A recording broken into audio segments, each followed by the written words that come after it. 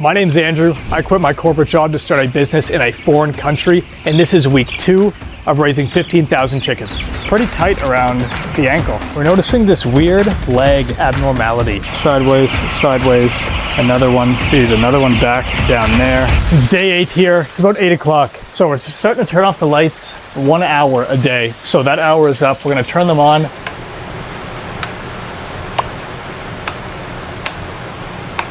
Birds are rising from their slumber. So they're up. Let's go take a look inside. I'm gonna wash my hands first and dip my feet in the foot bath. 1, 2. We used to have like a green one, and then my feet would get like all yellow and shit, like stained. I thought I had some sort of like skin thing going on, some skin disease or something, but rest assured, my health is, average. Hello, Manook.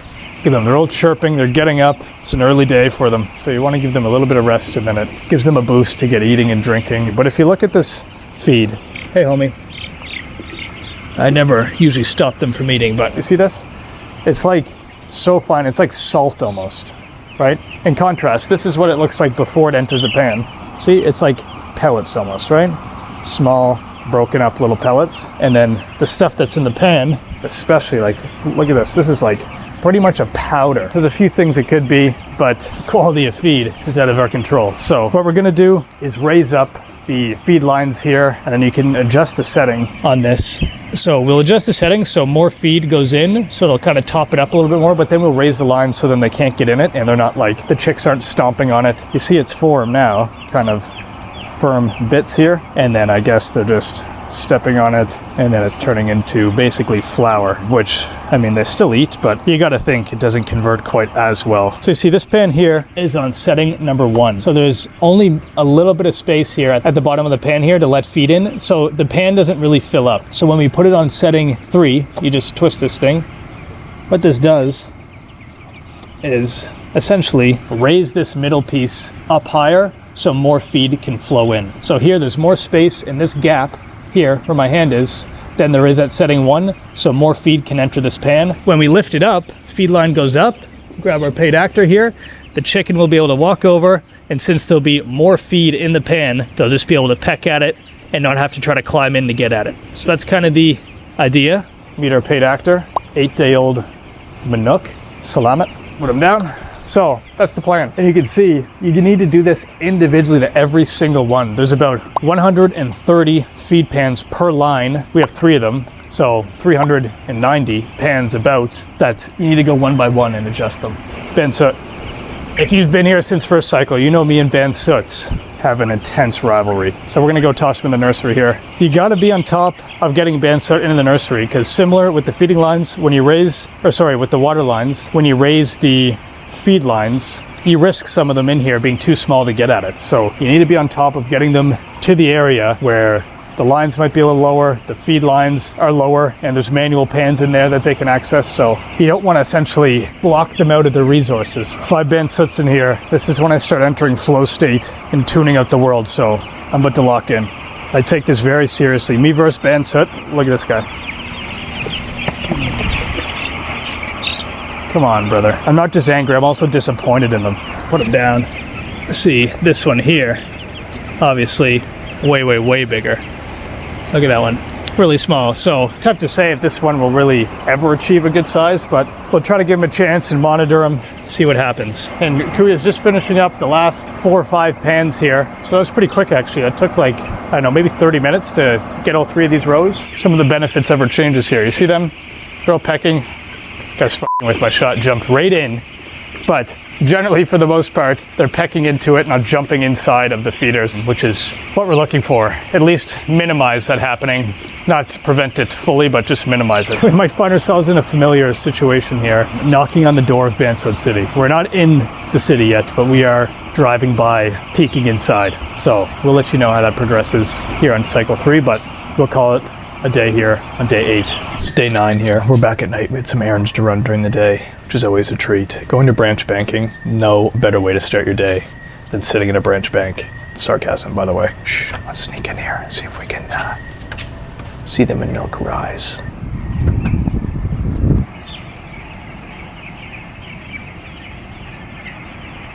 Rise and shine, Manook. The feed looks better in the trays.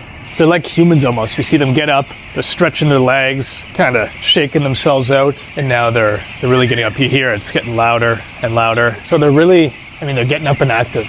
This is what downtown corporate office scene looks like at 8 a.m. in Toronto. Everybody's alarm goes off at the same time, and slowly they start making their way to the gulag. But one thing that we notice here today, look at them all standing around. See, we just showed it, they're all standing around. Oh, one just hopped in. Every time I point, one hops in and to ruin my point that I'm trying to make. But you see there's one inside the feeding tray, but not as many in there as before we raised it. So as a result, you can take a look at the feed here, still kind of maintaining its shape, has some structural integrity left to it. So it's not a powdery bullshit mess. It's like it's looking better. Temperature feels comfortable in here, but it's been friggin' cold. I've probably said in a previous video, like, oh, it's summer, we shouldn't be struggling to keep it warm in here too much. But in reality, it's been friggin' cold. And by cold on Philippine standards, I'm talking like 23 degrees at nighttime. Someone's blind in one eye. Those ones are at least easier to grab. Some injured ones, you got a split leg one in here, so not just all undersized. A lot of these split leg ones they actually grow. He's a pretty heavy bird, but he's not moving around overly well. Here we got a rip. I think the rip that was patched started to come off, so it wasn't the best job. Rod will put another band-aid on top, so hopefully that'll take us to the end of this cycle, then we'll take another look. From our weigh-in, this was the worst section in terms of weight, and you can see that when you're down here. Another eye issue on this one. Okay, and this is why you need to make sure small things, plastic straw, any other things that the chicks can get into or eat or can get them tied up, you need to make sure you take stuff like that out, because you see something like this, pretty tight around the ankle. As it grows, if this isn't able to loosen and come off, then that can really mess its leg up. It's like you see when you leave like plastic in the ocean and a turtle swims into it or something, then it like grows around it. We're noticing this weird leg abnormality is kind of coming up over and over again here. Like, look, see how he can't stand? This guy too is kind of leaning against the thing, but like he's like walking like he's drunk, and like he will tip over just like this guy. Same with this one here, also super weak, and they all end up sideways like that eventually. And they gave us, the integrator gave a medication for that, actually unsolicited. They just gave it. So potentially this could be an issue that a lot of farms are facing, that they're trying to get ahead of and just drop off, you know, some sort of therapeutic to help it. But a lot of weird developmental issues that we haven't seen in the first 2 cycles, and there's really not much you can do from that from a management perspective. Like, you get them in the nursery, but how they're going to grow is how they're going to grow when it comes to just like structural abnormalities. But weird to see. This guy, he's actually moving around pretty well, but like, look at, this is like an amputee almost. Like, look how his leg grew in. He's like walking on his elbow and his leg just isn't growing. Look, that one's also sideways there. It's turning into the psych ward in here. This was supposed to be a higher class of chicks, but in terms of like physical abnormalities, tomorrow we're doing a culling. That's what it's called, where we essentially put some here that are really struggling out of their misery. So we're obviously not going to show that because it's gruesome, and it's not gruesome, but it's just, you know, not as family friendly. But generally it's like, it's a growth expectation and quality of life approach here. Like when a dog gets really old and like can't move anywhere, it's like, what kind of, like, you want it to be alive obviously, but it's like, what kind of quality of life is it having if it can't move around and can't get resources for itself, and it's just struggling on the day-to-day. So put them out of their misery essentially. So we'll do that tomorrow, and the nursery will reduce in number, and then hopefully it'll just be, you know, healthier ones remaining that have more potential to grow. Day 12 here. We're back for an exciting, eventful couple days ahead. We are headed to the bank to make the final wire transfer to our equipment supplier for the new farm. We're then grabbing a fan belt. As you know, we have fans that are breaking down left and right every video. Okay, we're at the bank now. We gotta move quick because we're parked on the side of the road here. Okay, we've just left the bank. Now we're on our way to get the fan belt here. The reason we went to this bank, I'm switching up from the usual bank that I opened up an account to, because they wouldn't process this wire without classifying it as I'm reselling this equipment. And apparently, what I've heard from a CPA here, that could have some tax implications if you get audited or something like that. And they just wouldn't seem to budge, even though I provided them the build plans, the quote from the equipment supplier, like everything checks out that this is for a farm and it's not being resold, but they just wouldn't budge on it for some reason. But you know, you got to shop around banks generally to see which one is going to give you the best customer service and make processes easier for you. And this bank was super quick. So that box is checked. The only thing that needs to be done is finish building the farm, and we'll be good to go here within a month, hopefully. But now we're off to go get this fan built. Let's get to it. It's brutal to park down here in the big city. I parked at a bank yesterday, and there's no, like, they don't just like put a ticket on, like they just boot your car like straight up. That's what I'm talking about right there. There's a million shops around here. Somebody will have one. Hello, sir. ¿Cómo está? No luck there. We're onto our third store here. No luck there. Nothing here. Kuya over there said maybe marine stores or something. We got it. A85 belt here. But take a look at the big city out here.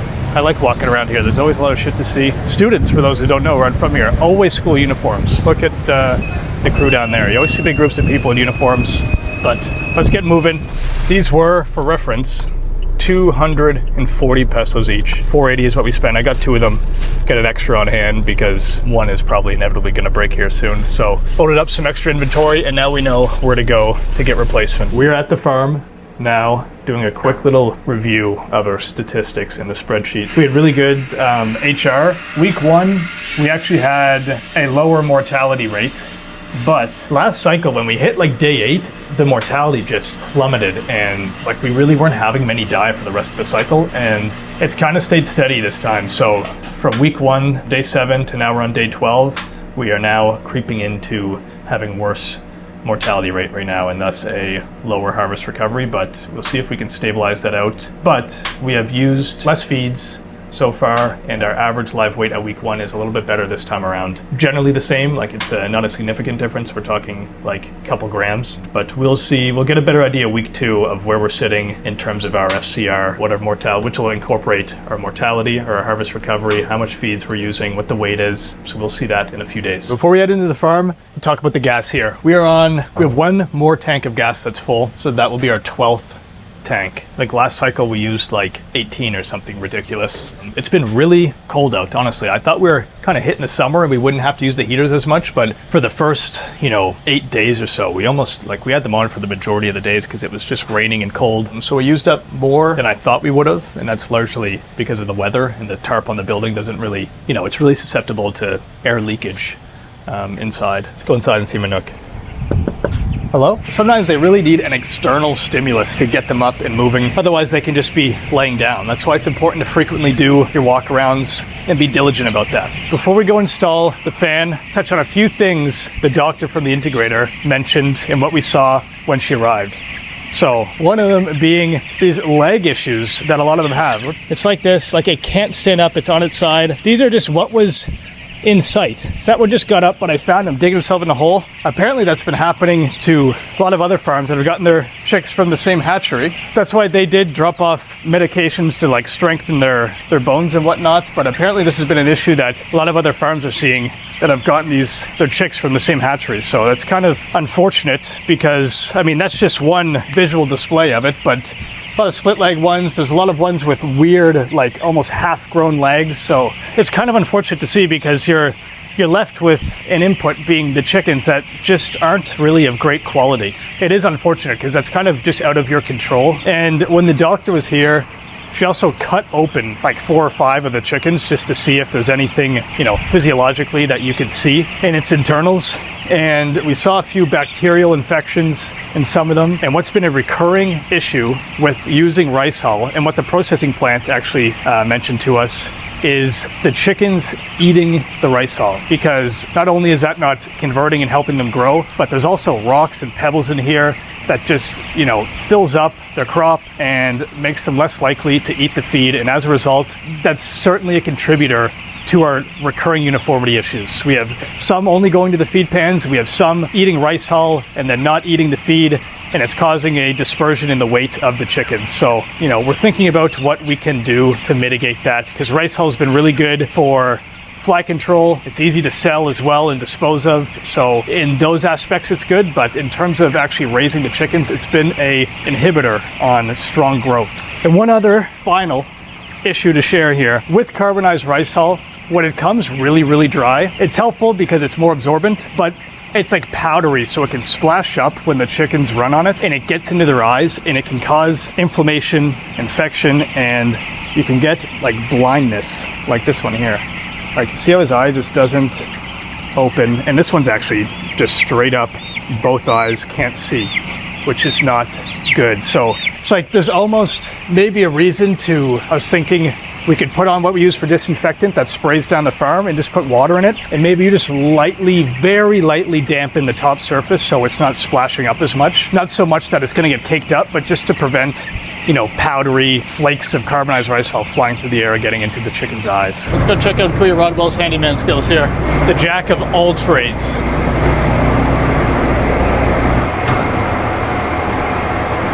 It's easy enough. And little did we know, we have like no fan here using the same kind of fan belt. So we bought two for no reason really, but whatever. And if you look closely there, you see my beautiful ceiling work done on the side of the building there. It's ugly, but it's getting the job done. The legs in here are absolutely insane. When you walk around, like let's just go through a walk and come see what I see. So as we just saunter on through, we see, oh, flipped over sideways. Oh, he's flipped over sideways. Let's continue. Oh, him. Geez, look at the leg there. It's absolutely insane. This guy's sideways too. 1, 2, 3 more. Jesus, 4. Just insane. A couple more over here that we can see. Sideways, sideways. Another one. Geez, another one back down there. Hey, the rice hull has been brutal on the eyes. Like, we really need to fix that. Look at that, not to get too graphic, but look at his eye on the side there. Not good. So we're mainly looking, or I'm mainly looking for undersized ones, but if you catch any injuries, then I snatch those so they don't have to compete and wander around as much for food. We're back at the psych ward here to unload a few more patients. We're gonna have to expand this nursery as well. It's just getting too tight in here.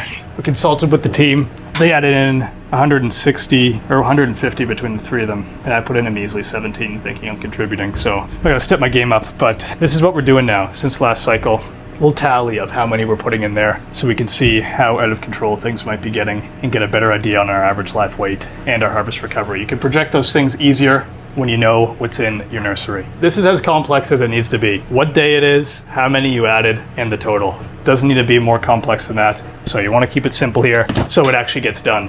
We're going to expand the nursery now. So let's go check out the architect, Kuya Rodwell. So we're expanding it lengthwise here to give him some more space. That's pretty much it. We've also expanded the whole area of the farm. So we only have 3 sections now instead of 5. And we just have 2 small little sections to expand before it's fully, fully at capacity here. We'll do the full weigh-in in a couple days here.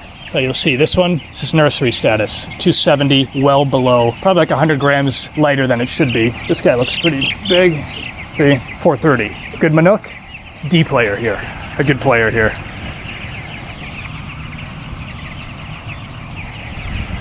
That's what we're talking about. See, if they were all that size, we wouldn't have any videos to make. We'd show up and say, look at all their chickens, and then we'd leave. But they're not all this size. So this is when you pick them up, say, good job, send them on the way. Again, uniformity not looking great. Starting to find a few patterns maybe as to why that would be. Just want to keep our mortality down. And then, we can do things at harvest time. We can do a thinning to help tighten our average live weight and things like that. So really just focused on keeping our mortality in check, and the birds will grow. Whether we need to extend the cycle a little bit or not, no sweat. Finishing up here at the farm. The pups just got a bath, trip to the gulag.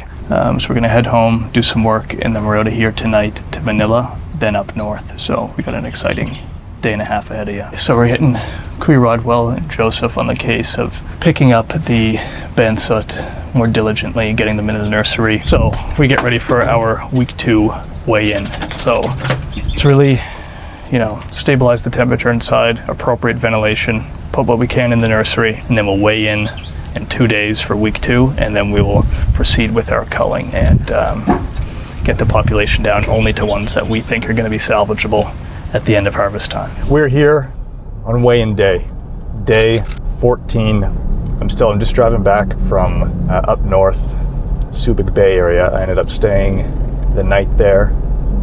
Had a good meeting, potentially some exciting stuff coming. I'm going from here to straight to the farm pretty much. It's been a long drive. I've been in the car for probably 5 hours or so. I've gotten lost like 3 times. I don't know what it is, but Google Maps, it's just is all over the place out here on these roads. We'll do the weigh-in, and then I'm gonna go to sleep after that. This is how I know I'm getting closer to home here. Deep into the province. Just the driving gets like crazier and crazier the closer I get to where I live.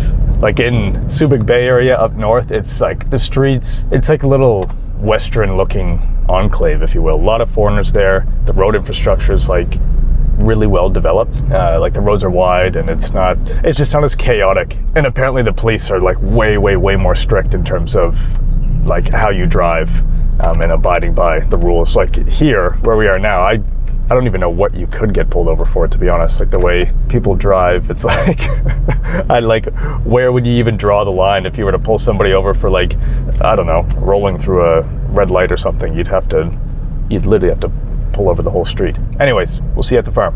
They're just waking up. So now we're gonna go in there, get this weigh in. Starting to weigh now. This section looks worse than the others. So let's see.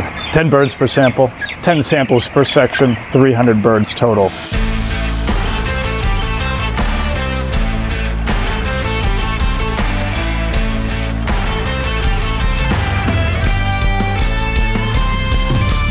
You can see the sheer size of our nursery. Tells you that our uniformity is dicey without me having to say it. So, you know, again, we give it to you raw here. We don't cap about performance. We give it to you straight up. Like on a similar turn as last time, where our weights get better the farther away from the ventilation fans we go. It's what we've noticed here 3 times in a row. It's cold down here. Maybe it's not so bad at bird level, but you really feel the air coming through the cooling pads. We're pushing through. We had a major comeback last cycle, absolutely major. So hopefully we can do more of the same this time around. We're heading out now. It's bedtime for me. Average live weight came into 421 grams. I'll have to go check and see how that compares to last cycle. I think it's probably maybe just a touch better, but not huge. We'll see. We're still just aiming, I think, for this integrator, just a good HR, 1.5 kg and up, and then keeping your feed in check should get us to a pretty good spot. So our mortalities started to really slow down, which is good to see. So it's just a matter of getting the weight up to an appropriate size. So there we are. That's week 2. Like, follow, subscribe. We'll see you in the next one.